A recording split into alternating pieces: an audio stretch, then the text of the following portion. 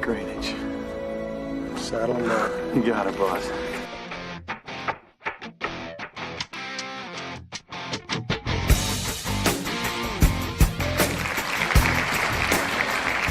All right, everybody, welcome to the most entertaining weather show. This is the award-winning Stormfront Freaks podcast. It's brought to you by our Patreon team. They're all scrolling across the bottom of your screen right now. Thanks to our Patreon teammates. You can join today at patreon.com/StormfrontFreaks. You can get access to watch our live recording of the show and also join us in the chat. So I see we've already got Carly, Matt are already in the chat. So if you're watching, join in. Shout out to our new supporters, guys. Listen to this.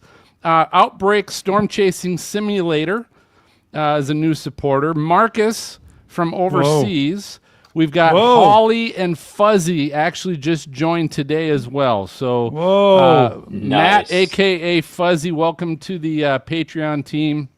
There's Jeremy is here tonight as well. Jeremy. So you guys, you can become a supporting teammate for as little as $5 a month. We also have tiers that include exclusive merchandise. You can also access details of our Patreon team at stormfrontfreaks.com. And this is what's exciting tonight. Our Patreon team knows this, and others might know this as well because we put this on social media, but we just got back from the National Storm Chaser Summit. We saw Jeremy there. Jeremy, it was good seeing you there as well. Jeremy got the mic for a little while. If you want to watch that, you can go to our YouTube page and check all that out. But what we're doing tonight, at the end of the show tonight, we're going to do a little giveaway for all of our supporting Patreon members. So everybody that supports us for as little as $5 a month and helps us pay for all of our bills and do all these cool things. So number one in this prize package from the summit is we've got this massive sticker collection of all these stickers from all of these companies that were there, and we were there. Woo, woo! Stormcat 5, NOAA Weather Radio, Severe Studio, Stormfront Freaks. Yeah. You are going to get this massive sticker collection. Number two, we were in Overland Park, Kansas, which is a suburb of Brady. Kansas City. Okay, Kansas City. He fell. We're going to hear more about this later, but that's is a little slower lately. But you're going to get this exclusive collector's Matchbox car. Sweet. This is Matchbox Across America. It's their 50th birthday series of Kansas, and so it's got a little like a little Kansas license plate. But what it is a Dow truck. So it is a radar truck. Oh, no. Is the Kansas vehicle. Got a little radar on top there. Nice. So you're going to get this little collector's Matchbox item. Hey, you can hang up. Phil, Yeah. does it have a little Brady on it? Oh, God. No, he's back here on the sidewalk. He fell off. He's back here. We'll hear about that. Plus, we have some Twister trading cards. One of them is signed by Storm Chaser of the Year a couple of years ago, Melanie Metz, who was there. She was. We saw her at the summit. The other one is signed by, and you can't read his signature, but that is Josh Morgerman. So this is his signature. These are little magnetic card holders. You can put it up on your fridge or something. Cool. And then last, this is the cool thing. So there is a Storm Chasers board game. Oh. And if you want to go to our YouTube channel, our chase team during Chase Week 2, we actually played this game live. You can watch us play this game. Brady was really drunk. Oh, that was bad. That night. But you're going to get the Storm Chasers game signed by a bunch of Storm Chasers from the summit, including Caleb Beachman, Jordan Hall, Eric Fox, Corey Hartman, Edgar O'Neill. We've got Josh Morgerman. We've got all kinds of people. Melanie Metz is on here. We've got... now, Phil, is the version that you can buy online also like see-through at some point? No, that's pretty cool. Look, check that out. It's got like parts of it that you can... I mean, that's like crazy. That's exclusive. Whoa. That's exclusive. All right, so we're going to give that away at the end of the show. So all of our supporting Patreon members, as of yesterday. So the deadline to get in on this was yesterday. So we'll share that. So it's always happy hour every time that we record. So we always have a good time. I've got my Buckeye Moonshine with me tonight. But let's go around the horn, find out who's here. I'm going to start with our Skywarn Net controller and our live producer, MJ. What are you drinking, MJ? Good evening. I'm out with a classic, see-through Captain and Coke in a fancy Disney glass. And it's Captain, not Kraken, huh? You kind of mix it up a little, don't you? I do mix it up. It's Captain tonight. All right. Very good. All right, let's hit Stormcat 5 Brady Harris, our meteorologist and outbreak host. What are you drinking, Brady?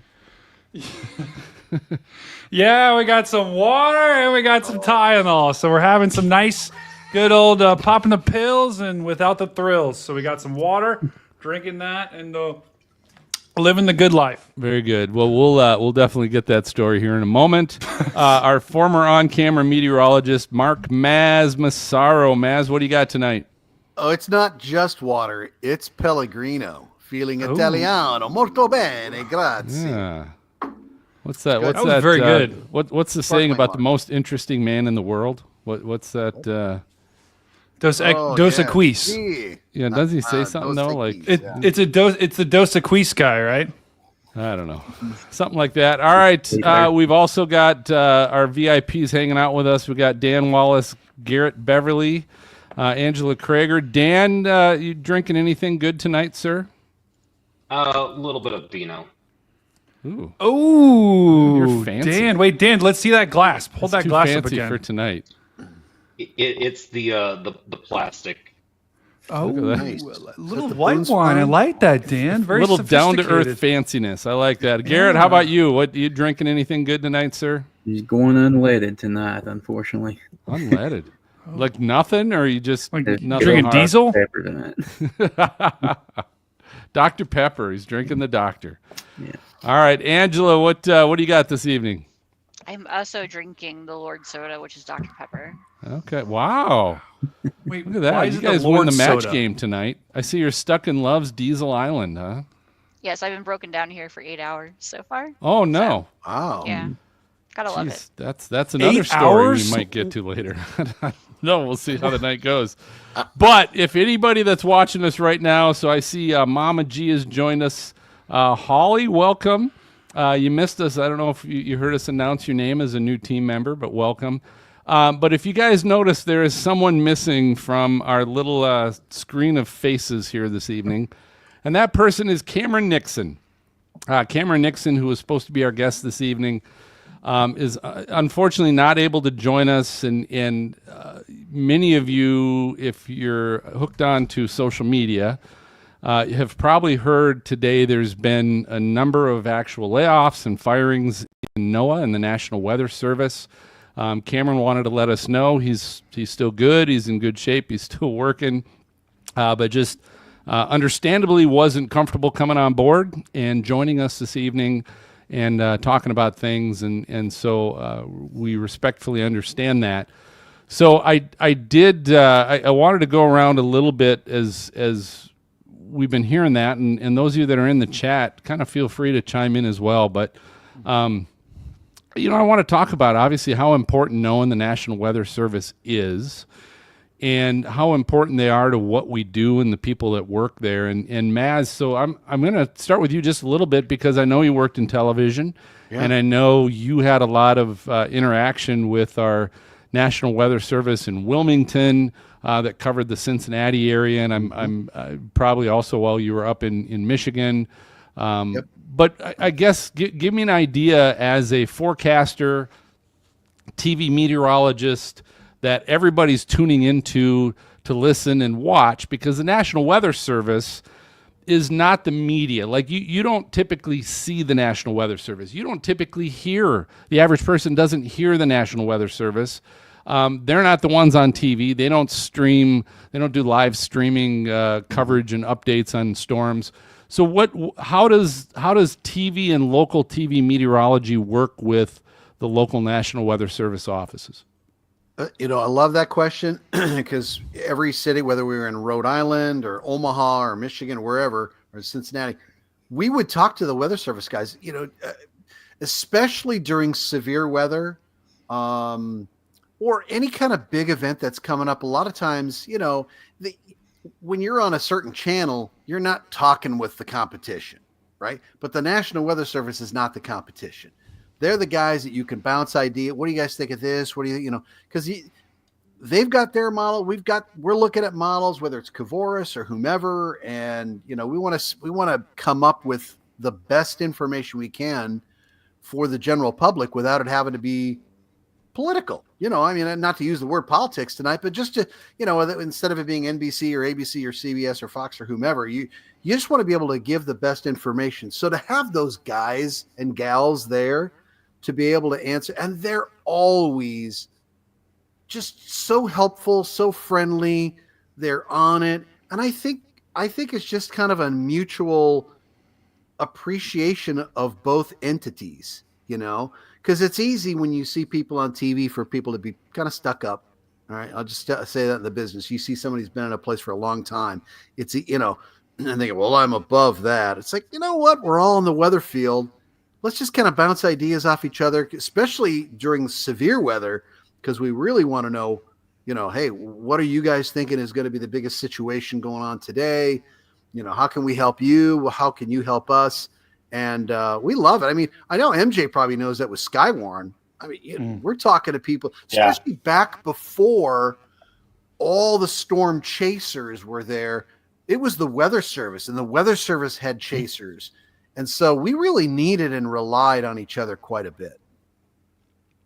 And I want to bring up, and I think that's important. I want to bring up a little bit of the misnomer that, as the Department of Government Efficiency started, and there was a lot of cuts in various government programs and things like that. But when it came to the National Weather Service and NOAA, it was mainly just cuts of some very temporary positions and or just cut of hiring new and bringing on new and filling holes.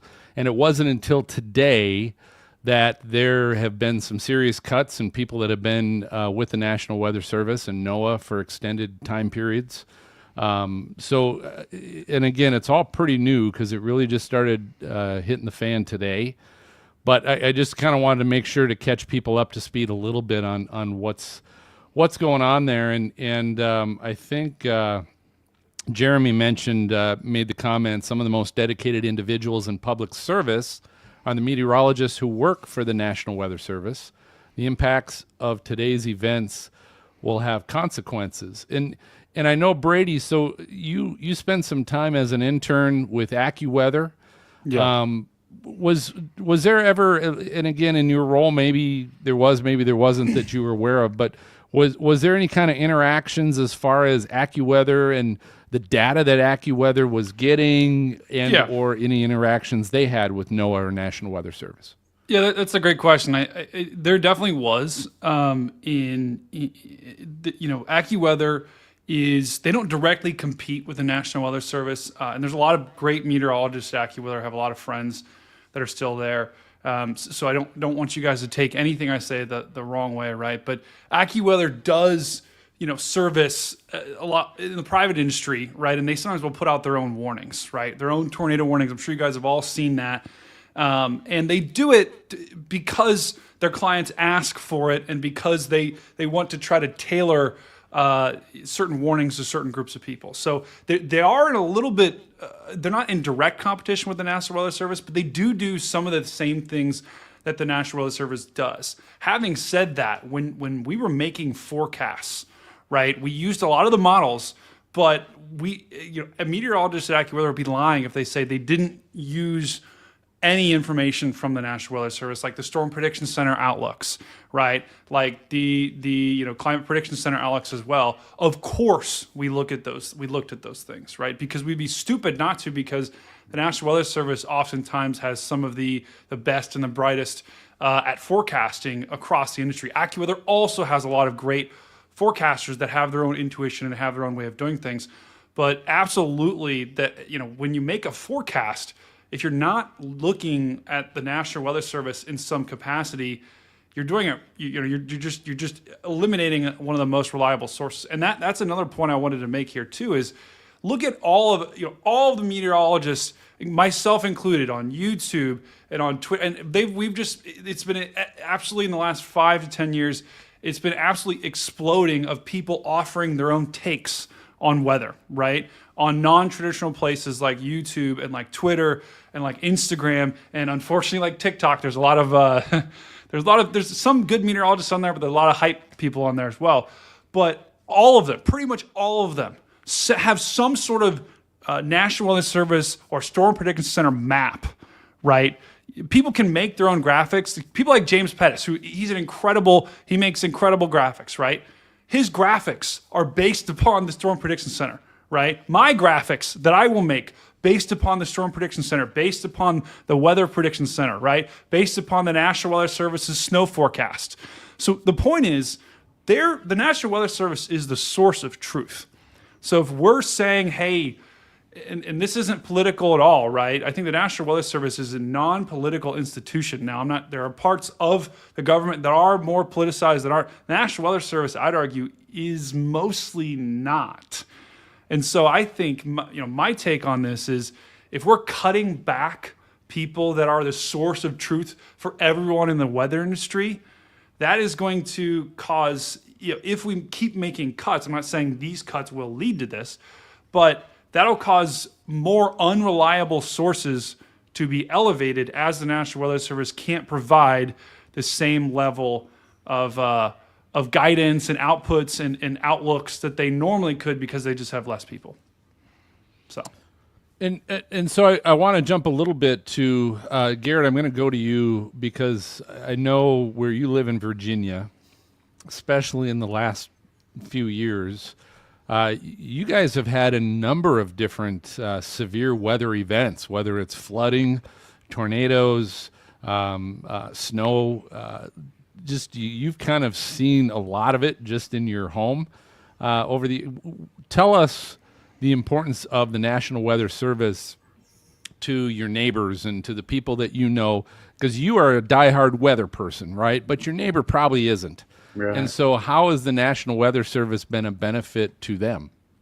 Yeah, I mean, closest one to us is Morristown, Tennessee, so all the local news stations here, of course, pull their data from there and, typically stay accurate. I mean, not, people in this area don't really focus too heavy on it. I would say, like I do, seldom, few and far between what they see on their local news, is what they take. But that they're of course pulling from the NWS Morristown. Typically every time my local station, is issuing warnings or anything, they'll certainly mention the NWS, so it's certainly vital here, in this neck of the woods with everything we've had going on. And I will say, even, following Morristown's NWS social media, they're typically, pretty up to date and on the mark with it, and I'm just afraid as they start to pull these, resources, this staff, maybe that's something that's going to fall by the wayside, and then the local stations may not get all the accurate info that they can because, moments like Helene and, that come through and just really wreaked havoc in this part of the country. We know they were getting their data from the local NWS and staying up to the minute, but if we don't have that and they don't have the people available to do all the reporting and stay up to date, up to the minute, a lot of people are going to suffer for it. I think it may take a while for something like this to happen, given that these, from the sound of it, were maybe probationary cuts, but, where does it stop? From there, it's only going to be a trickle down effect at some point. Like I said, before we come on air, they were already mentioning one of the weather stations in Alaska confirmed that they're no longer going to be able to send up balloons to do upper air sampling, so that's a pretty key spot, for sampling when you've got all these storms coming in off off the Pacific. Look at all the atmospheric rivers that have been coming through there. Just dumping the rain in that area. So yeah, it's going to get bad, I think, and I think they could have, should have thought about this a little bit longer, because when you're dealing with a group of people that are trained for earth sciences, that your average Joe is not sitting out there monitoring. They're first line, for people to know and get these warnings out so people will be ready. Right. And so, which you bring up a good point, right? Your neighbor is probably getting most of their weather information from their local TV channel. Yeah. As Maz was talking about, might be from an app on their phone, but again, all that data and all those models and everything is highly affected by NOAA and the National Weather Service. But I think what also needs to be considered is everybody's impacted by weather, but let's think about the economy and how the economy is affected by that, and farmers and trade. And Angela, so I know, you drive a truck and you're across country every single day. Talk a little bit how weather information is important to what you do and getting to where you need to be on time. Well, first of all, it seems like anytime there's a tornado anywhere, you see a truck get flipped over. It's inevitable. But you also have to realize that there's so many of us out here, and some of us are well versed in weather, but most of us aren't. And so they rely on that. I think it's the emergency messaging system or whatever to tell us of warnings. And I'm pretty sure that is connected to the NWS and their warning system. I could be wrong. So I think it's going to be very detrimental to us getting our information. Also, on the ocean freight side of it with NOAA, because if you take away, because NOAA does the hurricanes and stuff, so you limit that information, that's asking for disaster when it comes to seaboard shipping and receiving. And I know a bunch of you, also are recreational storm chasers. But Dan, obviously we get a lot of information as storm chasers. We get a lot of our information and forecasts from the National Weather Service and NOAA. But more importantly, as we look at the information that we get, so Dan, think about what you're looking for on, day or days before severe weather hits compared to also the day of.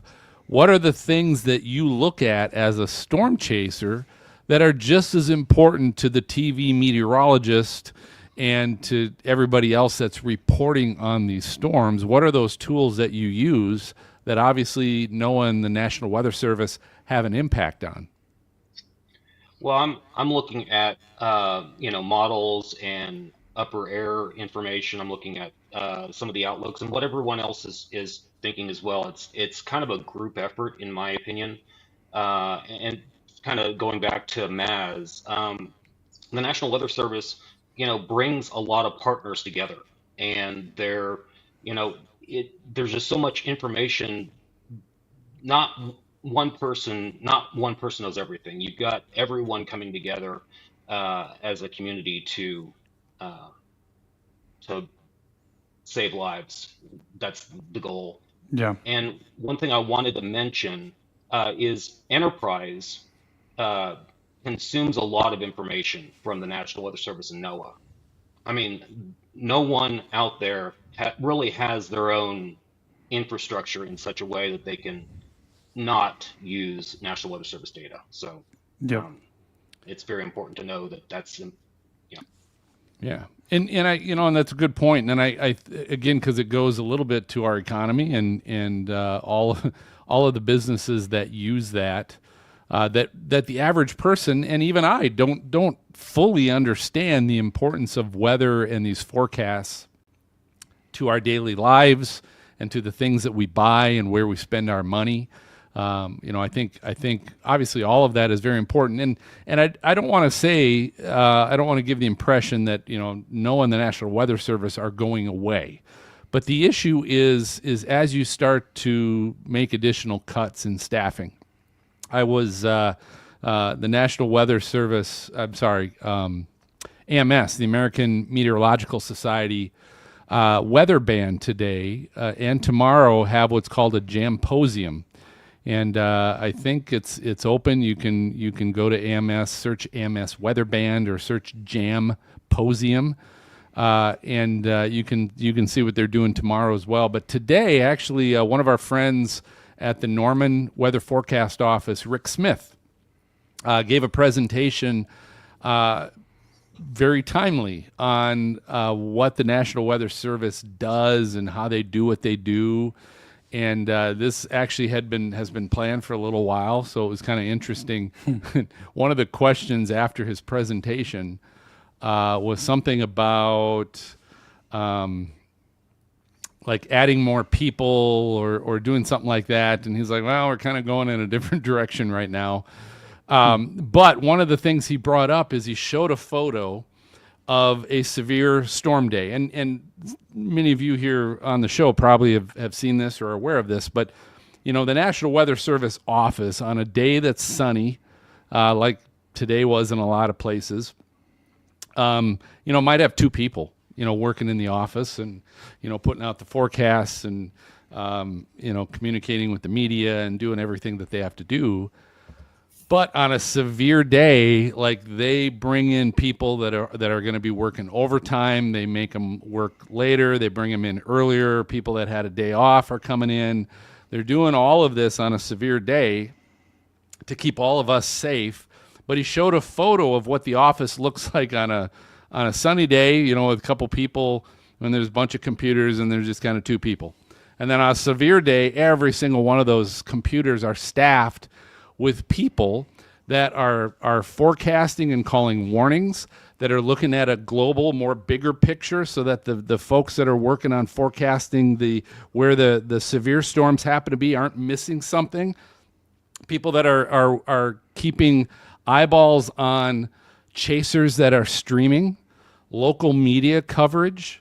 And MJ, what I want to talk to you about is also having staff that are monitoring the Skywarn radio networks. And so just talk a little bit with your Skywarn background, kind of your relationship that your county has with the National Weather Service office in Shakopee, Minnesota. Sure. Yeah, we have a very close relationship with them, obviously. They do, and they do so many things, right? They do trainings. They come out, and I know they do this all over the country, but they'll come out to our area, to other areas of the state, and do training sessions for spotters, and a lot of storm chasers go to those too, because they learn things, right, from especially if they're just beginning. But then, on those severe weather days, it's all hands on deck. And we have a particular coordinator at the NWS office in Chanhassen that specifically monitors all of the Skywarn networks. And it's the old thing is that it's all the ham radio and it's old time and all this kind of thing. And well, that's true. We certainly do that. But we're also chatting with them live over their Slack channel and have complete instant contact with them that way. We can phone things in. We can post things on their social media, just like the storm chasers do. The difference is we're specifically doing that to help them. We're not doing it in addition to our chasing and in addition, to other things. Those of us that are doing Skywarn are specifically doing it to help them out. And what I see happening, in this case, when you talk about, it's just probationary people that they're letting go. The thing about that is probationary doesn't necessarily mean that they're any less important than anybody else. Probationary just means they haven't been there long enough. They're maybe newly hired, and the probationary period is different in different situations. Yeah, what does that even mean? It can be years. It can be many years before they reach their tenure, depending on the position and depending on what they're doing. So I know in Chanhassen, in Twin Cities National Weather Service office, the last few years, they've been having trouble doing trainings because they've been short-staffed already. So as many of the people in that office are new. So I don't know what's happened there, but I'm fearful that they've lost several people who again are no less important than anybody else there because they're filling a position, that somebody probably left or retired out of. So that's, yeah. I think there's some potential that some things are going to get missed. And the things that are going to get missed are those monitoring pieces, right? Because there's other things that they have to do, but we're going to miss some of those monitoring things. Yeah, and that was my point. Is on these severe days when a lot of that information is so vital for everybody, you take one person out of that mix. That Rick Smith was showing. You take one person out of that mix.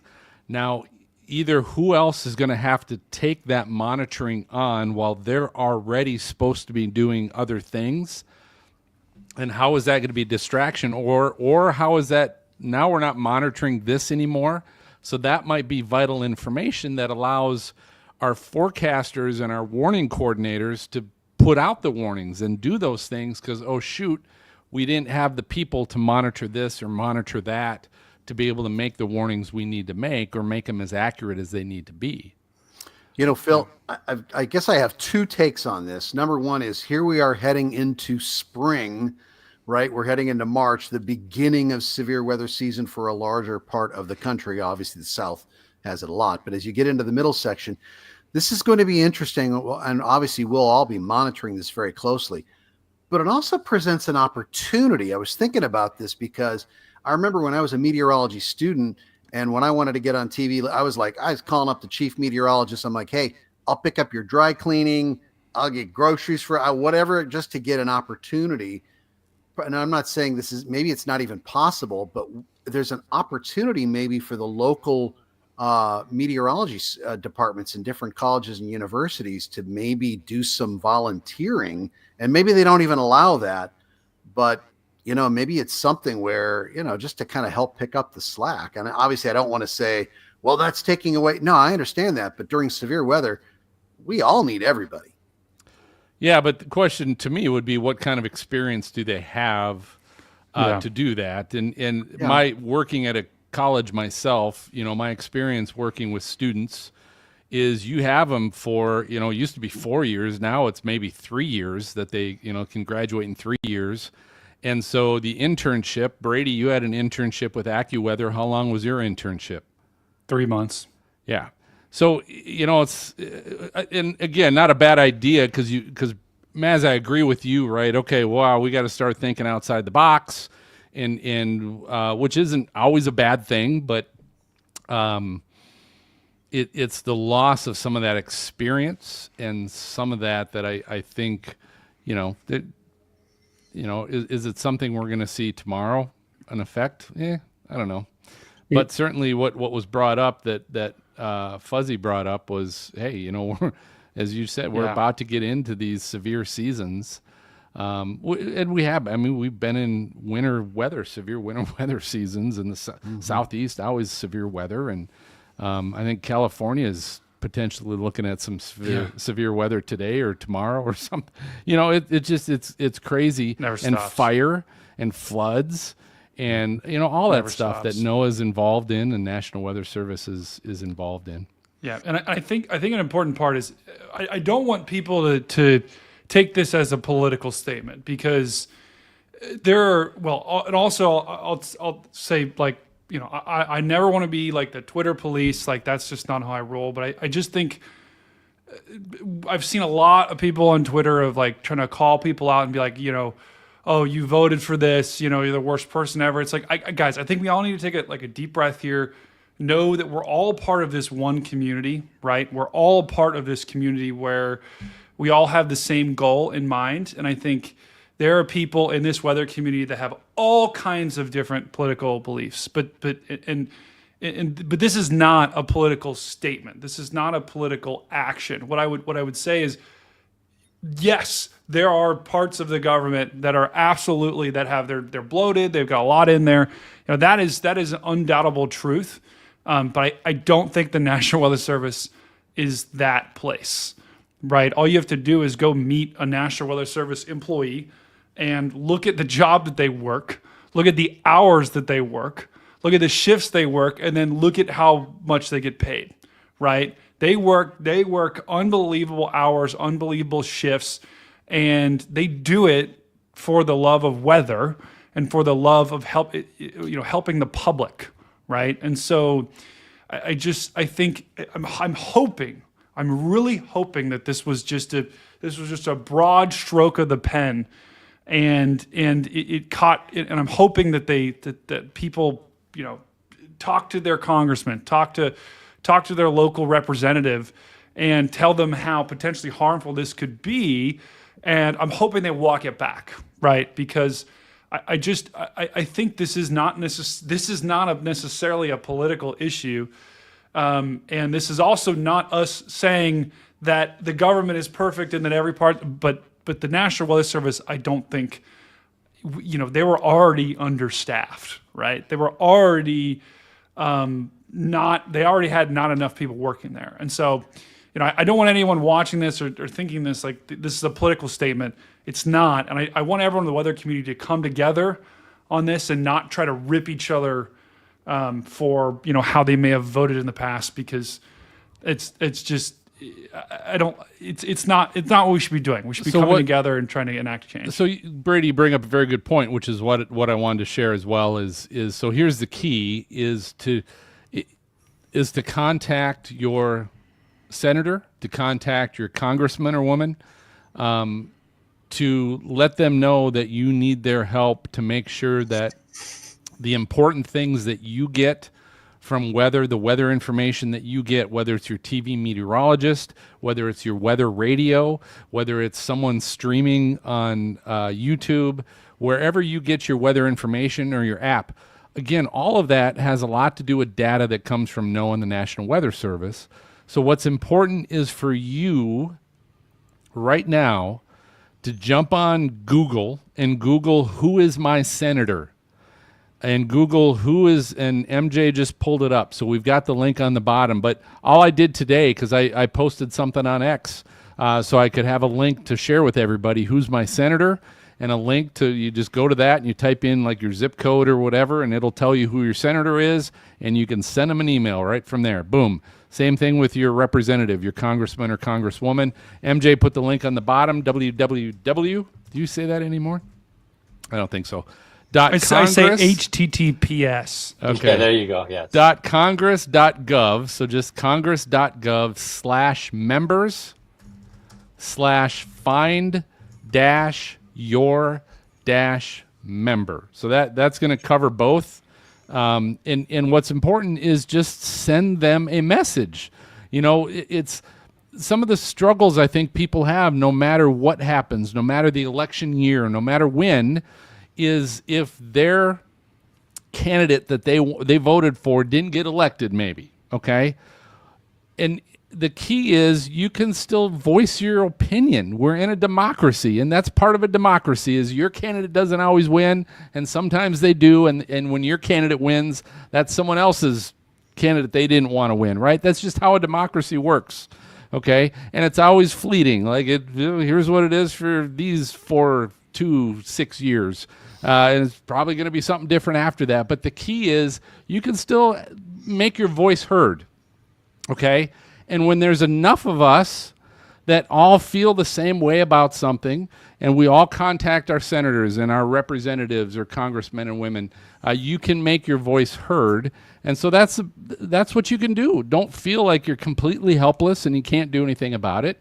You can make that email, but what's always important is make it constructive, right? Don't be, off the deep end and and using cuss words in your email to senators and congressmen and women, because they'll turn you off in a heartbeat. They'll put you on a list. Yeah, that too. So be constructive, right? And so in this case, just tell your senator, hey, I've heard that there's some layoffs at NOAA and the National Weather Service, and here's why this weather information is important to me, and I want to make sure that my tax dollars don't lose the service that I've been receiving. And that's what you can say, right? And then your elected representative, who's in a democracy there to speak for you, can help speak for you if there's enough of us that feel the same way. And I will say that, I did see a video that Elon Musk said that DOGE, they're going to make some mistakes. And so they've had to walk back a few things already. And it's like, yeah, if you're doing it constructively and enough people voice their opinion, hope. maybe they'll walk this stuff back. So I bet you the people who the storm chasing bill in Oklahoma folks are really happy about this, because this is like diverting all of the attention away from the storm chasing bill. So I do want to say, Holly, who's one of our new Patreon members. So again, thanks, Holly, for becoming a teammate of ours and helping us support what we're doing. She's trying right now, which is great. And Holly, I'm so proud of you for trying to make this work and find your senator, find your congressman. She says she's having trouble with the website because she lives within a quarter miles of where 3 counties meet. And so her zip code might cover multiple congressmen or women or senators. I don't know. But here's the key. Don't get frustrated and quit, right? Keep doing if it's important to you. Keep trying and keep making that your comments heard and voiced and everything else. Copy and paste it and send it all 3. You can do that too. Yeah. Call them all. Never hurts. Never hurts to let them all know. Mama G says my senator is a friend, so I call him. That's a nice perk, Mama G. That is good. That's good. So, any of you have anything else you guys want to share on this? I think this is great because number one, so many of you are from different parts of the weather industry, and weather affects you and or your jobs or your previous jobs or your hobbies in different ways. And so I really thought all of this input, not having Cameron here tonight, understandably, all of your input, this was great. I mean, this really was great to hear all the different sides and why it's important. So I appreciate it. I think we will make this episode public ASAP, unless our Patreon folks don't want to make it public yet. I understand, but I want to say something. Patron, go ahead, Angela. I said, key and point, NWS saves lives. I've lived in Oklahoma my whole life. We've had, who's who of severe weather events, massive severe weather events. And I think eventually I assume every weather person wants to get where we have no loss of life with any weather event. But we need the NWS to get to that point. I agree. Hear on that. Yeah. Good. Phil, I want to mention one thing. I work in aviation. I've worked in aviation for 25 years. Yep. Good point. And we use an abundance of NOAA products. So, I mean, and aviation has struggled this year. You've seen that. And you take, the weather data away from us, and that's going to be a big deal. I wouldn't fly. Yeah. Very good. All right. Well, hey, I'll tell you what, before we go to break, I've been teasing you all that if you weren't aware of Brady and his experience at his first ever National Storm Chaser Summit, what we've been talking about with Brady. And so, Brady, number one, we had a great time at the summit. And this year we had more of our freaks there than ever. Yeah. We saw Dan there, but Jen was there. She's on the board of directors and the MC, and Dina joined us, and Brady was there, and he actually did a live outbreak stream for a little bit because there was some severe weather Saturday afternoon, and then we did our live coverage or our live commentary of the awards ceremony, which was a lot of fun. But Brady, for those that don't know, what happened and how you doing? Yeah, it was quite an eventful summit for me. So, I'm going to my first ever summit. Super excited to meet everyone. Thursday night, we went to Topgolf. It was an absolute blast. Saw a bunch of storm chasers there. First of all, I'd recommend anyone that is thinking about going, go to the summit. It is awesome, even though I only remember part of it. But Friday was a big day. We were having a good time, and of course the Dow 6 is there. And if anyone doesn't know the Dow 6, it is a big honking truck, right? Bigger than the 5, bigger than the Dow 5. Yeah, it's right? bigger than the 5. I mean, to get in it, you actually have to there's 2 steps and then the base of the truck. So you have to. It's really, and not only that, but when it's stationary, it is jacked up on like almost hydraulic pumps or something that keep the wheels off the ground for the stability of the car, which makes it even taller. And so we're in there, and there's a couple of people actually inside the dowel. I'm on kind of the edge, kind of hanging off. And on the way out, I take a step, like thinking there's a step below me without kind of looking. I put all my weight on my left foot, and down I go because I missed the step and completely basically fell vertical back and then hit my head and neck, hit basically like the concrete curb. And I immediately remember, I don't think I lost consciousness. I guess I don't really remember, but I remember just like sitting up and both my arms went completely numb and then like started tingling at the same time. And it went from like my fingers all the way up like into like my neck. And I'm like, oh, that's not good. And I feel the back of my head and I like put it, and it's just like gushing blood. I'm like, that's not good. And I actually have a video of it here. Hold on. You got it. I was just looking for it. So go ahead. Yeah, and everyone be silent or we'll hear it. Brady was streaming live, just so you know, because we were streaming the basically the whole event from our broadcast booth. And Brady, he took over his camera phone and started walking around to show everybody what was going on, and then went to the. So he was actually streaming this as it happened. Yeah, so it's great. All right, we'll go ahead and play the video right now. What's up, guys? Meteorologist Stormcat 5 here. Wow, day one was a crazy day. Had a bit of a fall, so I ended up getting 5 staples in my head after I fell out of the dowel. Let's take a look at that video right now. Good to meet you. Sorry, I'll get out of the way. So that was basically it. It was a little uneventful, a little bit of a, but I can tell you what, it hurt.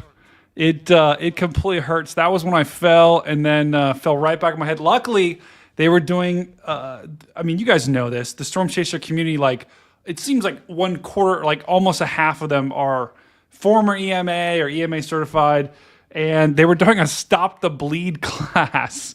And someone came into that class, was like, hold on, we got someone bleeding. And like these guys, like Randy Denzer and all these other guys just like drop what they're doing and like spring into action and come. And they, I was really lucky I had guys like that there. Jeff Petrowski, those guys were awesome. So they helped me, went to the hospital, got the old CAT scan, and walked away with 3 staples and a bad concussion. But I'm honestly blessed that it wasn't worse. So I feel really lucky. And then we had a great end of the summit, and I don't know if you could tell, Phil, but I was a little out of it, a little confused what was going on, but we had a great award show, and yeah, and it was a good time. You were a trooper, and it was great. Dan, thank you again for meeting him at the hospital. So Dan was there babysitting Brady, in the emergency room. CAT scan? CAT scan? Yeah. Really? I can confirm that there were cats in the room at the time of the scan. So Storm CAT scan. And Maz, his cat's okay. Yeah. His cat's as far as we know. As far as we know. But yeah, Dan was there the whole time. And I felt like Dwight when he went to the emergency room to get his concussion, and Dan was Michael Scott. So Dan was my Michael Scott. That was great. Brady, if it makes you feel any better, I see somebody fall out of their truck at least like once a week. Well, that's good. That does make me feel tremendously better. Were they streaming live when that happened? No, but they're usually on the phone. Oh, they just missed the bottom step and just like face plant. It was good. And of course, my grandparents were watching it live, and they were freaking out. Oh yeah, they were calling me and texting me, and I was like, "Oh my god, this is bad." 3 points of contact. Exactly. Anyway, well, I'm glad you're doing better, my friend, and it was still fun to have you there, and you fought through it. I mean, they checked you out and they released you, and you came right back and took your ibuprofen, and yeah, there you go. Still fought through it. So I'll tell you what, we're going to go ahead. We're going to take a quick video break. And when we come back, we're still going to play a little lightning round match game fun. So you better not leave us yet, because we're ready to have a good time. So we'll talk to you soon. We'll be right back. Hi, Stormfront Freaks podcast listeners. If you've ever thought to yourself, I'd love to start storm chasing, but I have no idea how to get started. Believe me, you're not alone. You can kick off your chasing adventure with Girls Who Chase on March 1st, 2025 at the Storm Chasing 101 training event we call Spring Training. The annual Spring Training event, and yes, the pun is intended, provides accessible, entry-level, and foundational information and training material for storm chasers at all levels. Spring trainees will range from those who want to begin their chase education or brush up on the basics, to more advanced chasers who want to learn more about in-depth specialized topics. Just like in baseball, we gather every spring to shake off the rust, refresh our skills, and get ready to hit a home run. Spring training is provided in partnership with the leading meteorology education organization, ComEt's MedEd program. This allows for the program to always be held virtually and remain affordable. Girls Who Chase is a global community, and we believe strongly in making science and learning accessible to everyone without the constraints of travel or financial hardship. And if you can't make it on March 1st, don't worry. All presentations will be recorded and made permanently available to registrants. To register and for information on the topics, speakers, and schedule as they become available, visit our website, girlswhochase.com/spring training. That's girlswhochase.com/spring training for more information. We hope to see you there.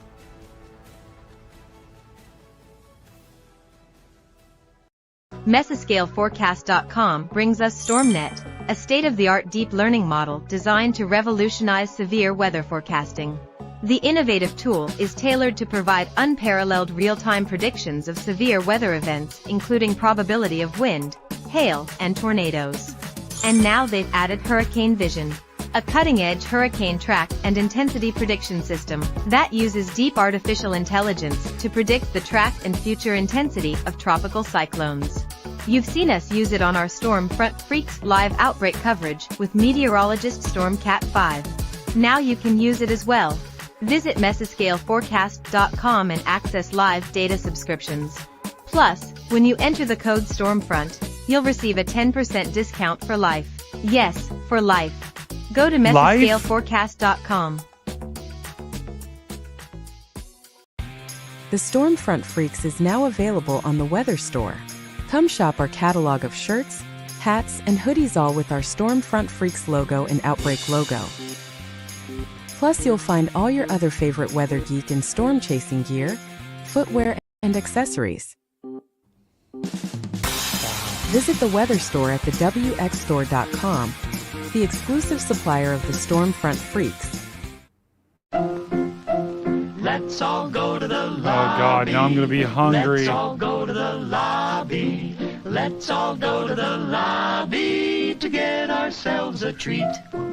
Delicious things to eat. This makes me want to whistle. Popcorn can't be beat. The sparkling drinks are just dandy. The chocolate bars and the candy. So let's all go to the lobby. You gotta get your recorder out and learn this song, Brady. Ourselves a treat. Yeah, that's a good idea. Let's all go to the lobby to get ourselves a treat. All right, welcome back, everybody. So I'll tell you what, this show isn't over. We are going to play, I think. Oh, yep, that's the sound. So it is time, Maz, for our lightning round, which is our game show of flashy and brilliant questions that we always play. Normally we have a guest, but that's not the case tonight. So we are going to play with Brady. Stormcat 5 is going to be our contestant, and we're going to play a little lightning round. Just have to warn you, I'm a little slower than normal. That might make this okay. So tonight we are going to play, we haven't played this for a while, but we're bringing back a little match game. Oh yeah, you guys know, good old match game. This goes way back, and more recently, who's the Baldwin? Alec Baldwin, right? Shot himself? Or no? No. Or no? Oh, not quite. Okay, never mind.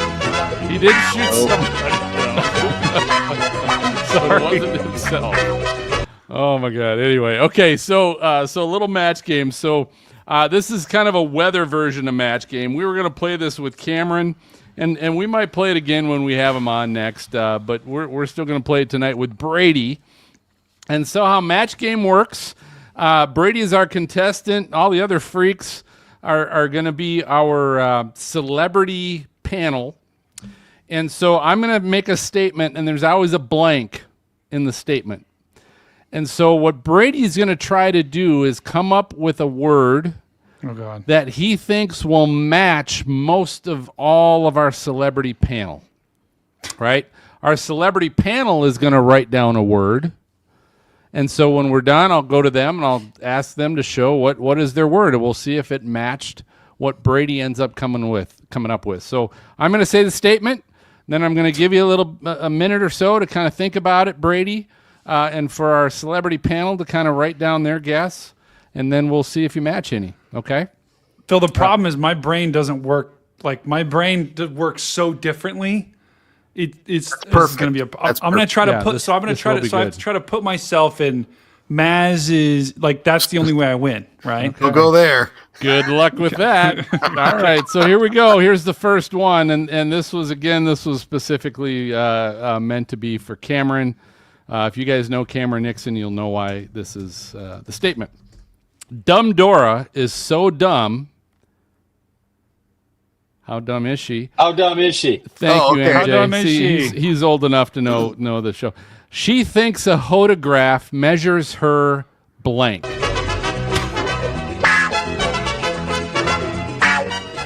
So Dumb Dora is so dumb, she thinks a photograph measures her blank. So our celebrity panel, you guys can write down what you think it is. Brady, you can kind of think of what your answer is going to be. I'll give you a little bit here. Dora. But Dumb Dora, she's so dumb, she thinks a photograph measures her blank.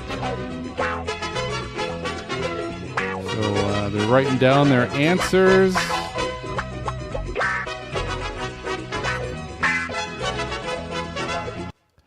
All right. So here we go, Brady. Dumb Dora, she is so dumb, she thinks a photograph measures her what? Foot size. Her foot size. A photograph measures her foot size. All right, let's see what you match. Dan, I'm going to start with you. Dan Wallace, what was your response? I can't hear you, and you got a bunch of question marks on your screen. Yeah, that's exactly what I don't. Oh, that's genius. No, I'm sorry. That's not how the game actually works, Dan. But that's okay. We got another one you can try it on. Maz, let's go to you. Yes. Let's go to you. A photograph measures her what? And I used hoe in a good way, so I said garden. Where did Maz go? Wow, we can't even see that. Oh my God! But garden photograph. Garden. All right. Not so good. All right, MJ. Dora thinks a photograph measures her what? I said, you can't. Oh, God. IQ, her IQ. Oh, that's a good one. Okay. Sorry. Yeah, not quite. Angela, what's Dora thinks a photograph measures what? What do you got? Her hose, obviously. Oh, well, of course. Oh. Yeah, but didn't match Brady's feet, unfortunately. Garrett, you're our saving grace on this one, Garrett. What'd you get? You're muted. What did you end up with? I came up with blood pressure. Blood pressure. Oh, that's a good one. Yeah, it's good, but not. It's a good one, but not Brady. So yeah. And here's the truth. Brady's got to try to match you guys, because if I tell the rest of our celebrity panel try to match Brady's thinking right now, you'd have to take a hammer and smack it on your head in hopes of trying to. So I got no points from that? You got nothing on that one. But hey, you got one more shot. One more shot. All right, here we go. So Storm Chaser Jenny, she was streaming live and said she was experiencing a choking downdraft. Her chat lit up with one word. It was blank. So Storm Chaser Jenny, she was streaming live and said she was experiencing a choking downdraft. But her chat lit up with one word. Blank. I've always wanted to know what a choking downdraft was anyway. Give you a few seconds here to write down your answer. Brady, for you to think of one. I mean, what am I? All right, is everybody ready? All right, so here we go. So Brady, Storm Chaser Jenny, she was streaming live and said during her stream that she was experiencing a choking downdraft. Her chat lit up with one word, blank. Dong. Dong. Oh, okay. Like D-O-N-G, dong? Yeah. All right, dong. All right, we're going to go backwards. Garrett, I'm going to start with you. What was the one word you thought the chat's lit up with? Mine, let me spell it better. Eggplant. We should know. No. Actually, 100% give it to him. That might be close. No, it's not giving it to him. It's giving it to you. Yeah, give it to me. Of course. That's what I meant. Dong. All right, we'll give it to you. Yes. Okay. I've had enough to drink that I'm feeling generous enough for you, Brady. All right, Angela, what was the one word her chat lit up with? I was gonna say breathe. What? Breathe. Breathe? Yes.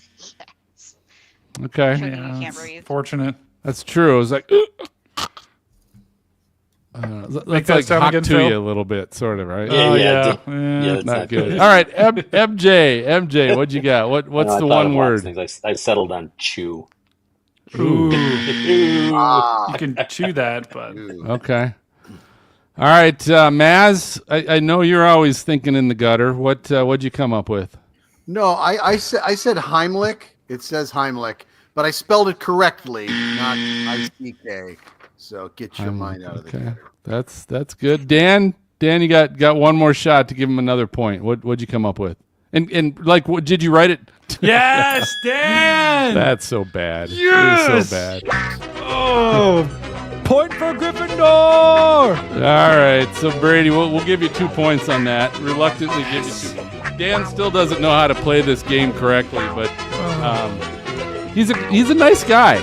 Like Dan is never going to turn you down, Brady, because he was there in your biggest time of need in the emergency room. He was my Michael Scott. Yes, he was. So, all right, guys, that was a lot of fun. Anyway, regardless, so good job, Brady. You did pretty good there. So we're going to take a quick break, everybody, and when we come back, we got #WeatherFools and a couple tornado trailer trash clips. So stay with us and grab the popcorn. Don't miss Vintage Stormfront Freaks. This one here, we do have a few dents in the new Suburban, but my truck, that hood's a trophy. You might as well put 2 GoPros on there. Yeah. Oh, yeah. That's what it looks like. So I'm like, I'm going to drive this thing into a tornado, and then they all start laughing. Good. You'll be the only sober one by the end of the night. Is that thunder? In a world where tornadoes and hurricanes and blizzards run rampant. They're everywhere. Destroying everything in their path. One man. Oh No! And one team of freaks stands in their way. Covering it all on one show. We have a confirmed tornado from afar and from up close. That man is Storm Cat 5. That team is the Stormfront Freaks. There's all of us. And that show, this show, is Outbreak. And Outbreak starts. That actually happened. I got thrown on a tornado like that. Hurricanes or blizzards strike. I'll be here, tracking it all. One team with one goal, to keep you safe when it matters most. Come join us next time on Outbreak.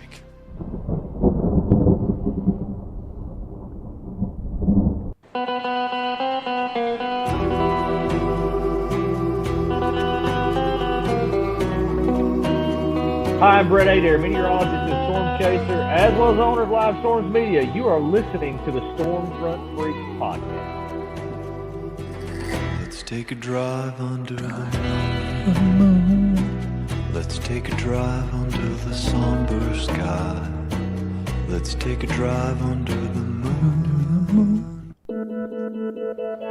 Uh-oh, there's a guy with a bag on his head. What is going on? What is going on? There's a tornado. That's a close call. Oh, this guy's going to slip. He's falling. Oh, no. Oh, this guy's driving through a flood. Guys. We're back. What segment is this? I was thinking the Who was that the Who? You're good. Okay. It's not this the Hoodie is Fools. Weather Fools. That is not the Who, but who am I? I don't know. I'm not really sure right now. Where am I? I'm not really sure either, but I do know one thing, that we are doing Weather Fools. What is Weather Fools? For those, if it's your first time, I don't know, Holly, if it's your first time here, maybe it's not, but welcome to the show. This is Weather Fools. We are going out on the internet, the dark web, as Phil likes to say. Phil loves the dark web. He owns the dark web. Phil is just all over the dark web. That's how he's able to get so many Weather Fools. We're going out on all these places looking for people that did something not so smart, and it deals with the weather. Now, Phil, you're the only one that I know that has Weather Fools this week. You're going to have to help me out of who else does.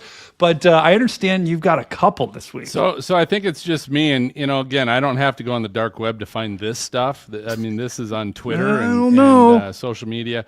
But I will say this in front of 600 people at this Chaser Summit. Didn't Jen say something about me and the dark web or something? I think so. That was great. That was great. Anyway, so I call this one Out of the Frying Pan. And, of course, the Palisades fires that were going on in California. Obviously, this person didn't get the message that there were fires close by. And they are in looks like their patio, and there are literal crazy-ass fires right outside their window. And I just hope they're okay. I don't know. Yeah. But this is and fire scares the crap out of me because there's a lot of unpredictability with that, which is what these people probably faced. But guys, and this is why you need the National Weather Service and NOAA to tell you when there's fire warnings and issues there, so that you can notify the public to not be in situations like this. Mama G said they barely made it out, so I'm hoping they did, but. This is not good, folks. You got to take this stuff seriously.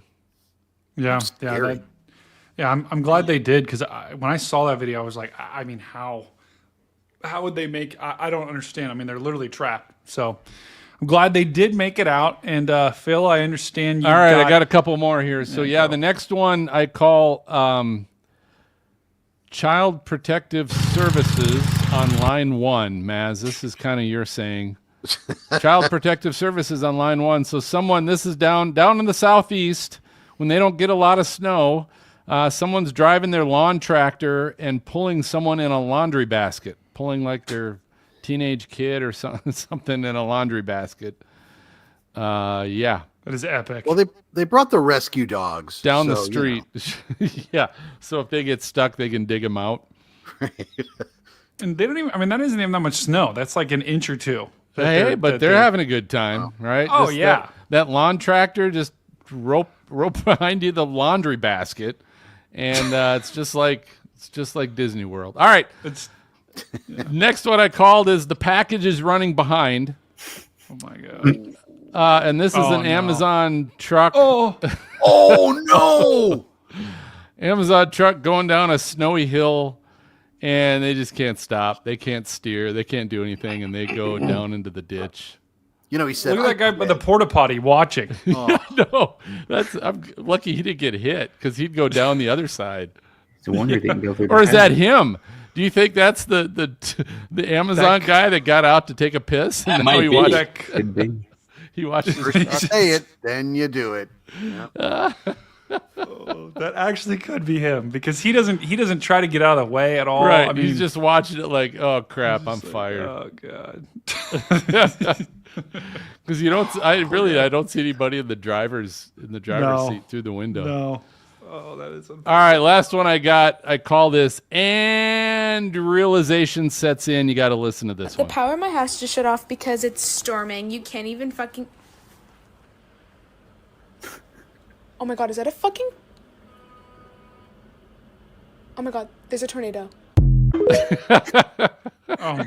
Just a stove pop out the window. So power, she's like streaming on TikTok or something. It's like, oh, power's out. There's apparently a storm outside, and she turns her phone to look out the window, and there's a tornado like directly outside her window, and then it's back on her face going, is that a tornado? Again, this is why we need the National Weather Service, folks. Maybe she should work at the National Weather Service. You know. Yeah. Anyway, so that's what I got. The funny thing is, Phil, I doubt that she would know the difference between a warning and a watch anyway. So that's probably true too. That's a problem. But does anyone else have any weather fools? I did all mine a couple weeks ago. I saw a guy last weekend fall out of a Dow truck. Oh yeah, whoever that is a yikes. I know, but outside of whoever did that, I mean, what an idiot, you know? It's like, oh gosh. You have a lifetime weather fool to share, Brady. Yeah, I wish there was a better angle of it too, so we could show it. But you know, that's true. All right, cool guys. Well, if you want to check these weather fools out and more, go to stormfrontfreaks.com and look for show 230.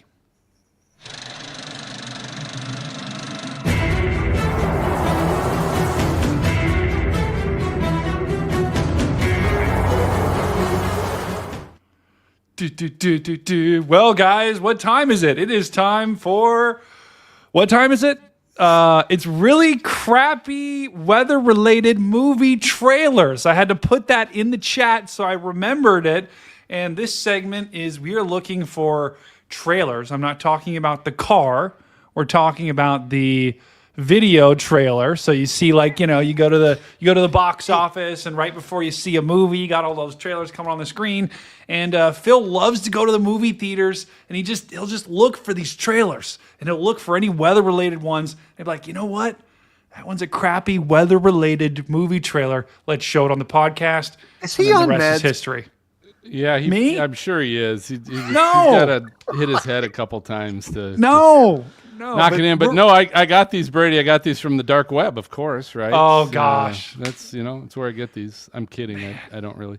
But all right, so folks, the first one I have to share with you, I got this from Luna Light. She shared this with us, and this like looked like it was a serious movie, or tried to be a serious movie, because it's from people that did like Vin Diesel, Fast and Furious, and Triple X, and but this one's called Hurricane Heist. So let's go ahead and watch this one a little bit. I think it's okay. You can watch this. It's PG-13, man. We gotta go. So Hurricane Heist. So obviously there's got to be a hurricane involved and a heist. About 300 million All right. of his cousins. It's your responsibility. I'm all right at Bunch of babysitting money. That's gonna get blown. Oh, it's from the director of Fast and Furious. Oh, you know it's going to be good then. And Triple X. Wow. But I don't see Vin in this trailer. No, but there was a bald guy. That's true. There was. That's true. Although there's a lot of us out there in the world nowadays, Brady. Not seeing much. Oh, look at that storm chasing vehicle. Wow. Doesn't that look like a chase vehicle? Where's the weather? It's happening behind. Oh, there it is. I see it. Everything's in the rain. It's windy. What in the hell? Well, I am Citizen Alabama. He's got a lot of guns. We're about to be crushed. Oh my God! Look at that wall of water. Oh, look at that wall. The ultimate storm. I knew today was going to be. Oh, of course, Rock Me Like a Hurricane. Who sings that? Is that Scorpion? Scorpion. Vin Diesel. Oh, it's like oh, look at that. It's got spikes in that chase vehicle. Wow. It's like the Batmobile. Here goes nothing. Oh, Angela, there's some truckers. Let's get the money. Oh my God. And did that guy fall off the truck? Yeah, no one gets in the way of the money. Rob Cohen, that's who directed You know what this. trucks are during a hurricane? They're getting sucked. Oh, they're getting sucked up. They're Oh, that's a problem. sailboats. Yeah, good point. Oh, look at all the money going out the back of that truck. I knew it. I knew it. about 600 miles an hour. You called it, Naz. $600. Yeah, it comes out on my birthday. All right, so Hurricane Heist, what do you guys think? Thumbs up, thumbs down on the trailer? You know, it's got some action in it. Angela definitely was a thumbs down on that. Now, I like. Do we think the makers of that movie, especially towards the end, I saw scenes that look like a tornado. Do we think they got a hurricane and tornado confused? Well, there's tornadoes and hurricanes. Yeah, well, there are, but so, you do know, we hey, think if they you're know making that? a movie, especially, hell, I throw in some fire, maybe an earthquake. They made that They a used tornado. Day After Tomorrow for a reference. Exactly. Use it all. Everything. Just throw everything but the kitchen sink. All right. Well, I know you guys are excited, but tell you what, I'm not done. I've got another one to share with you guys. Okay. This one is called Gina's The predicted an F2 Twister. tornado about to hit Topeka. Alert the National Guard The to start Twisters. evacuations. Yes, ma'am. You need to seek shelter immediately. And at some point, The damage has been catastrophic. they say Tina will be able multiple to predict F5s tornadoes with converging or 100% something. accuracy. Get this system up and running as soon as possible. Oh, look at What do you the want, graphics on Tina's that. was predicting bad. Brady, you massive could do that F5s on that will Canva. converge into the That largest was bad. tornado event Easily. ever recorded. I think Today, they have we that have to pre-made work on together, Canva. Otherwise, millions of people are going to die. James, we have to hurry. Hurry. That almost looked legit a little bit. I bet it was. I bet that was That's real. not. Nothing says hurry like mobilize the National Guard. How many more storms has Tina predicted? 40. Look at all those tornadoes. There's like 5 tornadoes on that one cell. Oh, another trucker. Look at that, Angela. Execute. It's like Hollywood.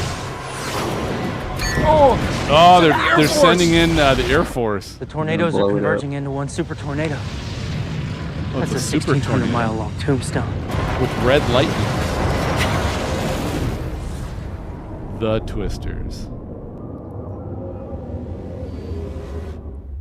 So how much you want to bet that probably Wow. came out sometime last summer? Maybe. Is this the movie? We're not Twisters. We're the Twisters. The Twisters. You know what? It's actually genius because I bet there's so many people that went to that thinking it was Twisters, and they Yeah. probably still don't know to this No, day. well, I'll tell you this. So that came from Dan. So Dan, you shared that with us. So thank you. But I guarantee you, no one went to see that.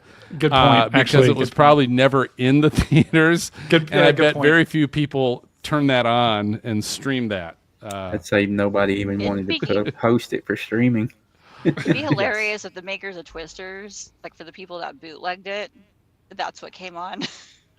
100%. Well, Yeah. you got to know they're playing the long game. They're playing the long game of people on Amazon searching for Twisters, and then that comes up and like, oh, this one's like $3. Let's get that, and then they mistakenly buy it, and then Or people that just like me. I've got like Pluto and Tubi. Those free streaming services. Yeah. That those kind of movies are on. It's like, hey, I can't stream Twisters, but I can stream The Twisters. The Twisters. Well, even if one And hey, person rents it they got a make the 2 budget point. Oops. Sorry. What was it? And hey, it got a 2.6 on IMDb. So hey, Wow. You know, That's is not it a It's zero. better if than one- average. No, is it? Yeah, it is. No, it is average. It's just slightly That's better. probably than about 2.6 too much. that's probably. All right. So yeah, rush to your streaming service to find those 2 great flicks. But Send me a postcard, drop me a line. You've got mail, baby, yeah. all right, so we got to go to our Freak Fan Box. We haven't been there for a while because starting off the new year, we've had a bunch of podcast takeovers. We did a Twisters commentary of Twisters, not the. We should do a The Twisters commentary though. Great. Maybe I could get that director to join us on the show. But so anyway, let's hit the Freak Fan Box.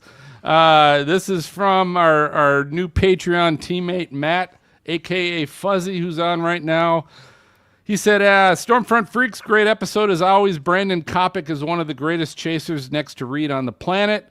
I love Dirty Minds. Don't know the chat was cheating, LOL. Thank you, Phil, for getting Brandon on the show when I asked to have him on the show last year. So, Fuzzy, thank you. Always you got great comments, and I appreciate it. Alina Cooper said this episode was so amazing. Brandon had so much great advice to share, and the lightning round game had me dying of laughter. That was the Dirty Minds game. See you guys next year for the next show. Got another message. David Stefaniak said, amazing podcast. Keep up the great work. Let's get Stormfront Freaks to become the nation's #1 natural science podcast. Let's go. Woo! Let's go, David. Make it happen. Thank you, David. Matt Fuzzy, a.k.a. Fuzzy, chimed in again. He said, awesome show as always. Dina absolutely killed it. Hope Corey Hartman gets better. I'm getting a membership in February, which he did. Looking forward to Maz's episode, and I love Drunk Phil. Everybody loves Drunk Phil. We gotta recreate that again, Phil. Drunk Phil. All right. Alina Cooper again with a comment said yes, and this was a reply to Fuzzy. Said yes, tonight was awesome. I was having so much fun watching. It's just what I needed. So, folks, just mention and tag at Stormfront Freak in your next Twitter or X post. I still like to say Twitter, but I'm leaning to like, all right, people are starting to use X. I better say X. But anyway, yeah, just let us know what you thought on the episode on Twitter or X, where we spend most of our time. You might hear it on our next episode. You can always send it to questions, an email to questions@stormfrontfreaks.com. It's another way to get a hold of us. But folks, I think that just about does it for tonight's episode of Stormfront Freaks podcast. Thanks for tuning in, watching, listening, or however you take in the content. But please do us a favor. And I know, we weren't able to get Cameron on tonight, but great discussion and comments from all of our freaks from different lines and different areas of the weather industry on our National Weather Service and NOAA. So I think that was really good and a good episode. So I appreciate everybody. But if you like the show, just hit the follow or subscribe button. Help us get discovered by sharing this episode with your friends on social media. Just lots of ways that you can help us out by a simple button click. Brady, what do you say? Mash that? What do you Smash say? it. Smash it. Take your mouse and just smash it as hard as you possibly can. If you break your mouse, send me a picture. I'll send you a new one. It's like a smash burger. He's definitely on meds. So let's go around the horn and find out where people can find you. Brady, I'll start with you. Yeah, so I'm Stormcat5 with an underscore on X. I'm on Insta. I'm on TikTok, although I don't have TikTok on my phone anymore because I got a new phone and I can't download it. But you can find me all there. And then I'm on YouTube. We're on YouTube at Stormfront Freaks, where we post a lot of amazing content. Awesome stuff, and we're always improving, getting better, doing new stuff, and Brady's on the cutting edge of that. So, but question: so you cannot download TikTok anymore? But if you have it, you can still use it. How does that work? Yeah, so at least the last time that I checked, so I got a new phone. Was that pre-concussion or post-concussion? Well, maybe a little bit of both, but I got a new phone and I had TikTok and I was trying to download it from the cloud and it wouldn't. I got the message like it wouldn't let me download it. So I think you can get it now. I just tried it's back on the App Store. Oh God! But that was fairly. So that recent, was pre-concussion. I was kind of living in the bliss though, not having it. I was like, so now my world is ruined. All right, Maz. Maz, what about you, buddy? Okay. Yeah, that sounds. You good. don't look muted, but I can't hear you. But now you are muted. No, yeah, it's much best that I was muted. There we go. Anyway, hey, so you can find me on X. I am at MoneyStorm for you. That's MoneyStorm, the number 4, the letter U. Okay. Very good. All right, Garrett, let's jump to you. Where can people find you? Easiest way is just to go to my website, GarrettBeverly.com. It's got all my socials there and YouTube and all that good stuff. Pretty simple. That's the way to do. That's marketing 101 right there, folks. Keep it simple. All right, MJ. Yes. Yeah, right now you can't find me. I might might took my X account down, but I'm working on something else. So hang in. MJ, the world needs to hear. Can we have like an MJ blog or something? Be a big announcement coming, I think. No, MJ, the world needs to hear more of MJ. Stone tablets. Ooh, cutting edge. That's AI technology right there. Pigeons. All right, Dan Wallace, nice hat. Where can people find you? On most of the social, I'm Wallace DS77, and on YouTube, I'm Dan Wallace WX. Awesome. Got a Angela? great YouTube. On Twitter, I am XJAngel89, and on Instagram and TikTok, I am What the Girl. TikTok. What? You're what, the girl? What? Okay. You Keep cracked going. her Keep up. going, Phil. More. All right. More. That's good stuff. Oh. So did everybody's got their National Storm Chaser Summit pullover, Stormfront Freaks pullover? Everybody Yeah, got it's that? awesome. I think. Teammates? Yeah. Did you lose yours? Did you? I left several things in my hotel room. I left one of my hats. I think I might have left my stickers because I can't find them, and then I left one pair of my sunglasses, so I can't find those. Yeah, all Dan's three got of a those stick. things He'll are send you missing. some stickers. Did you or call he's the got hotel? them. I'm Oh, gonna be up Dan's there got them. tomorrow. Yes. Just here's what I want you to do, Dan. Get a plane. Next time you're flying a plane in the air, just drop them out the back. Okay. No, what we're going Preferably to do over is the- we're going to take them storm chasing, and if anyone sees us out on the chase, they're going to get a sticker. Whether they like it or not, we'll just smash it on the back of their car. Right. We'll just stick it to your car. That's what we're gonna do, and you're gonna hate us for life. Yeah. Free installation. There you go. Oh God. All right, so here's and you can find me on Twitter and Blue Sky. Just search Stormfront Freaks. You can find where I spend most of my time. But here's the exciting thing, guys. Next episode. So everybody knows it's the era of streaming weather coverage. We've got our own outbreak with Stormcat 5 streaming live weather. But we're going to be talking for the first time with Max Velocity on Thursday, March 13th at 9 p.m. Eastern, 8 o'clock Central. We're going to be streaming the show live to the public on our YouTube channel. And the audio podcast, again, will be available that weekend on your podcast player.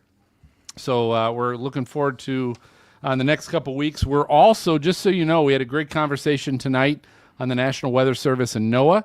We're also going to be working on a panel discussion in the next week or two, also with some folks from TV meteorology and other parts of the weather industry to kind of talk about the importance of the National Weather Service and NOAA in what they do and how they do things. So kind of be looking for that, but here's the fun part. We are going to do our live drawing. So all of our supporting Patreon members, we've got 27 of you on the list.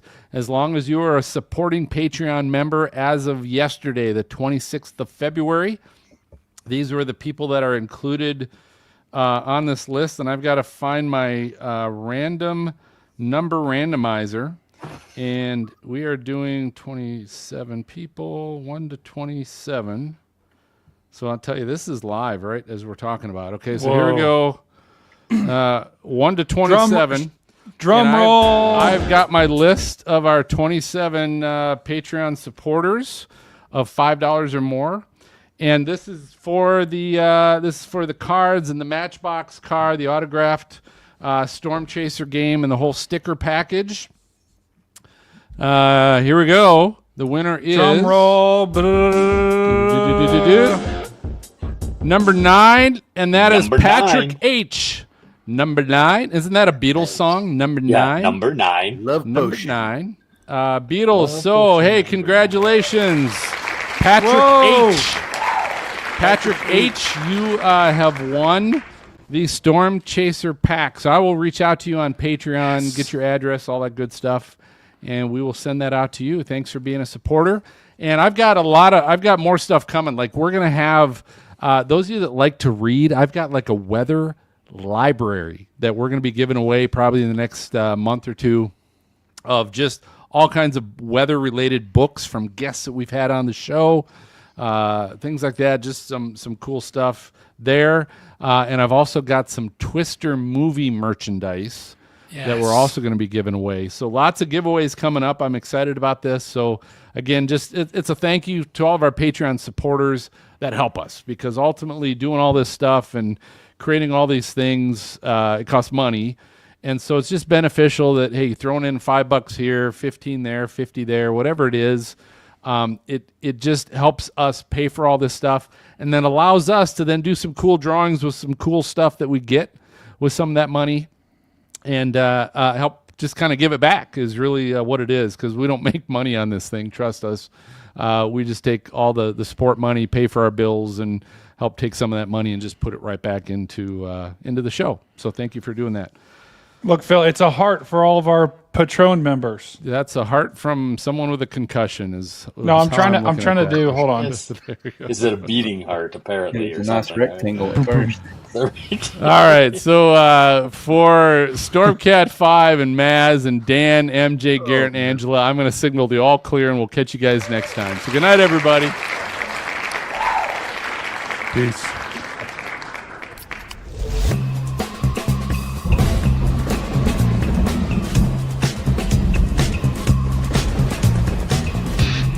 Thank you for tuning in to the Stormfront Freaks podcast. Our bi-weekly show is available on your favorite audio podcast player and on YouTube, along with videos from Stormcat 5 at youtube.com/StormfrontFreaks.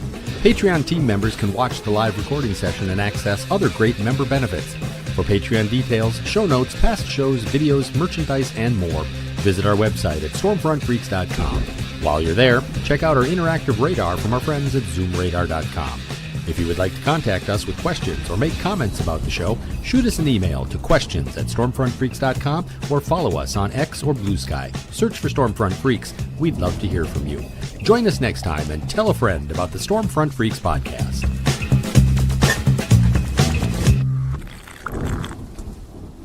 Bye. Yeah, and I forgot to tell everybody, stick around for the after show. Oh, well. Oops. Oh, well. We forgot our guest tonight, too. So, we forgot a couple things tonight. Thank you, everybody. It actually was a good show. So here's my plan is we'll make this video public ASAP. So all of our Patreon folks that were able to join in the chat, thanks for joining in and joining us. So Fuzzy, Mama G was with us. Holly joined us for the first time as a Patreon member. Jeremy. Carly was with us earlier. But anyway, thanks for joining us. But I think it's important we'll make this public because I think people need to hear it and see it. And we'll post it here as soon as possible. MJ's got to edit a couple F words that were in our Weather Fools. But outside of that, I didn't swear. So we're good. Pretty tame right? show. Maz didn't swear. That was a surprise. It's a big deal. And Jeez. Maz kept it clean for once. Yeah. Well, none of us were drinking. That was why. It was all very, very, Speak for yourself. Just wait. When we got Max on in 2 weeks, it's going to be Blitzo. Just kidding. It's crazy. You're still going to be in your concussion protocol. Nah, I'll be all right. I'll be all right. Out by then. You got 2 weeks. We'll be out. All right. We're on the fast track. Garrett, Dan, and Angela, I'm glad you guys are on tonight. Serena was on vacation. She was scheduled to be on, but somehow decided to pull a Brady and said, whoops, I didn't write it down on my calendar. And Phil, by the way, I've been on better vacation. And then Jen just got called in to do Weather Channel work tomorrow morning. So she had to go Betty bye. Sleepy. BB.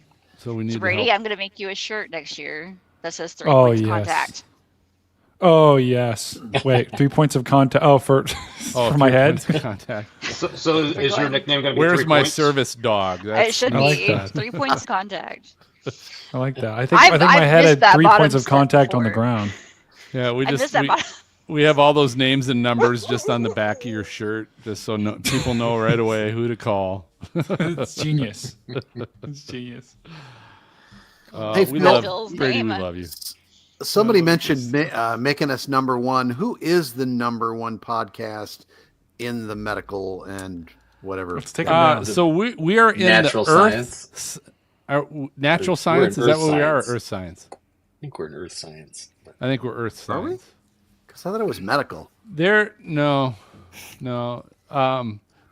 We got an award from Podbean, which is the company that we do all of our hosts all of our shows. So Podbean is the company that hosts all of our shows, and then MJ, sends that RSS feed to Apple Podcasts and to all these other podcast players. But Podbean is the company that is the server that hosts all of our stuff. Podbean gave us a top 10. Their category was medical and science or something like that. Okay. We were a top 10 one year, but it's Apple Podcasts that we are in the natural or earth science category. And I'm trying to think, this summer we had gotten all the way up to number 2 at one point. Oh, wow. Okay. And you know, it was around Twisters. It was around that time period this summer, right? You know, so people were looking for that kind of stuff. And we were promoting the crap and, you know, doing the Twisters stuff that we were doing, the reaction show that we did and all that. And on top of that, Serena was being called in to do some stuff for some various companies, you know, because everybody was like, okay, weather and twisters and tornadoes. So she was getting calls to do stuff. She did something for Wired magazine on YouTube. And anyway, there was just a lot of publicity around obviously what we were about. We got up to number 2. I can't remember who number 1 was. I think it was the one that is currently number 1 right now, which is the plant people. I believe because I made that. Remember, I made that graphic. Yeah. Yes, I think that was. I think you're right. I think you're plant right. People. I've still and got. They are currently number the 1 right plant now. People. Yep. We couldn't Now- get past the plant people. At least not recordable.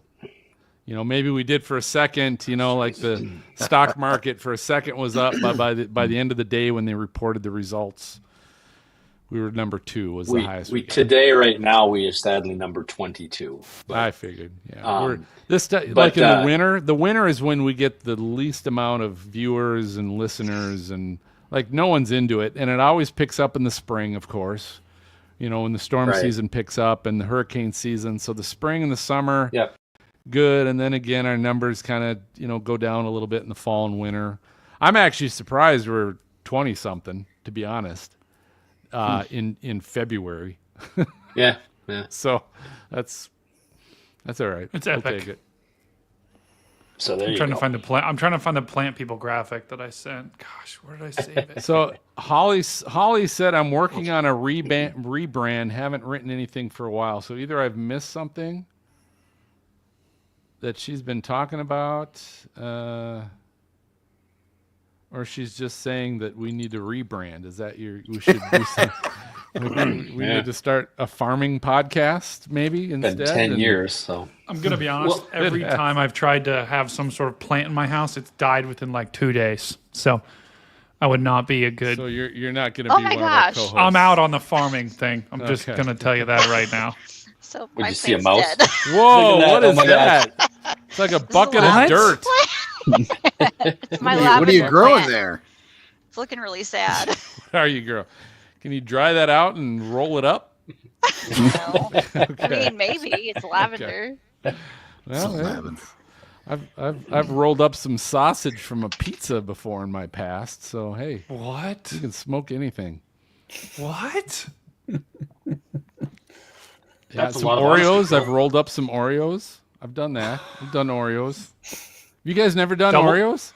Double stuffed? Wow, man. The 80s were a great time. That's all I have to say. double stuffed, Phil? So I went to Disney World during the Florida blizzard, like in January. Okay. Bad timing, but okay. It was a horrible timing because it was snowing at Disney World. And I bought those plants, and then eventually I just had to transplant them, and they immediately died. So, well, here we like are. I said, dry them out and smoke them. You might get something out of it. Here it is. Legal, I found the especially plant if it's people. Lavender. I think that's legal in 50 states. Oh, I'm echoing, Brady. What are you sharing? Audio? There we go. I just turned it off. There you go. Look, that's right. I remember that. Yes, it was the plant people one. It was the NYDJ. Right. That's right. Chopping broccoli. That's hilarious. Dropping the elbow. Maz, you were slicing that like super innocent like leaf in half. Dude was kicking the crap out of that. Oh my god, you guys! I tell you what, you guys can high kick pretty good. Serena and Dan. Phil was bodying that poor tree. MJ fucking had a hernia after that. Yeah, MJ too, man. That was sick. I love Greg just blowing on that one plant. He's yelling at it. Oh, it was great. great. Did you know Daisy?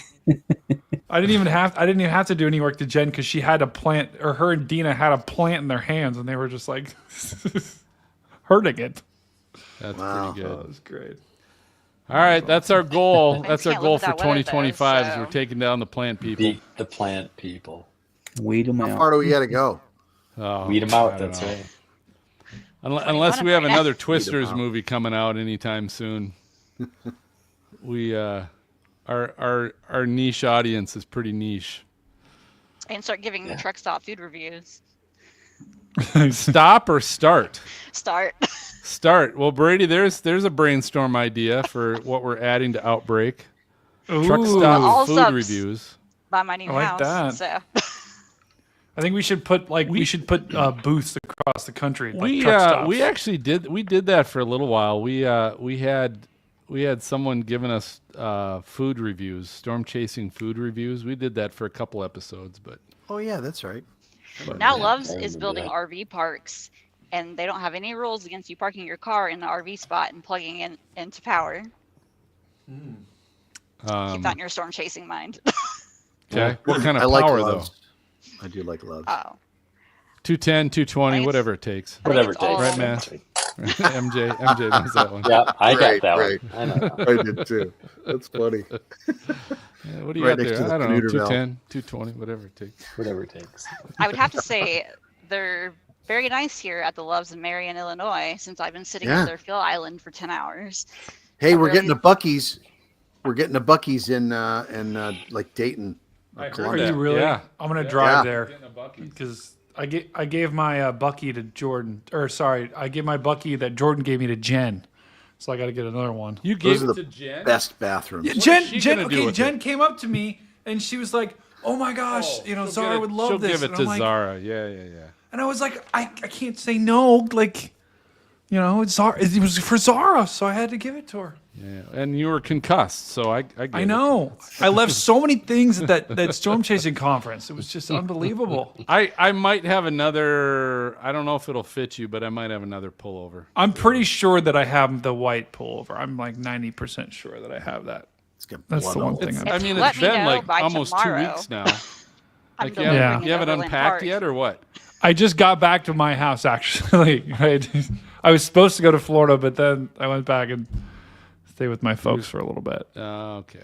So I didn't really unpack, but I need a Buc-ee's to hang from a noose from my antenna on my truck. Yeah, but you can't go to a Buc-ee's with your truck. Exactly. That's why I need to that's get so the stuffy weird. and I'm hang it curious by a why noose. that is. Hanging by a noose. Do you know why they have that policy? Because the person who created Buc-ee's, like his kids got wiped out by a semi truck, so he just Oh, hates well, semi that would trucks. explain it. That'll do it. Holding a grudge. That's Yeah, just well, that's the rumor. I don't know if Holding there's a any truth to grudge. it. That maybe. that's a way of looking at it, I suppose. I mean, his Loves has lost $20,000 for me sitting here for 10 hours. So Yeah. Well, hey. I That's mean, all guess right. I'm It was at all their money, important. they're- You had to be on Stormfront Freaks. exactly. Reasons. There's important things. So. All right. What do you got, Brady? well, checking the forecast for the and actually I haven't looked at the weather models in a long time, but Be it's Sunday been night super to Thursday. just boring. So, well, looking at two things. One, I'm going to the outdoor game, the hockey game at Ohio Stadium, where there's going to be probably about 100,000 people watching the game at the Blue Jackets are playing at the outdoor stadium. So I'm really hoping it's not going to be super cold, and I have a feeling there'll be, with this cold front moving through this Clipper system, it now will be, which is just great. But then the second thing I'm watching is on Tuesday. This big old low pressure that forms out here. Ooh. We could get a couple of days of severe weather. Probably one on Tuesday. And the SPC actually already has they already have a day 6 out for. Say Arkansas and West Tennessee will get hammered. Yeah, they already. Yeah, I mean, they you're already right, have a day Garrett. 6 Yep. moderate, or not moderate, but Oh my gosh. day 6 30%. Yeah.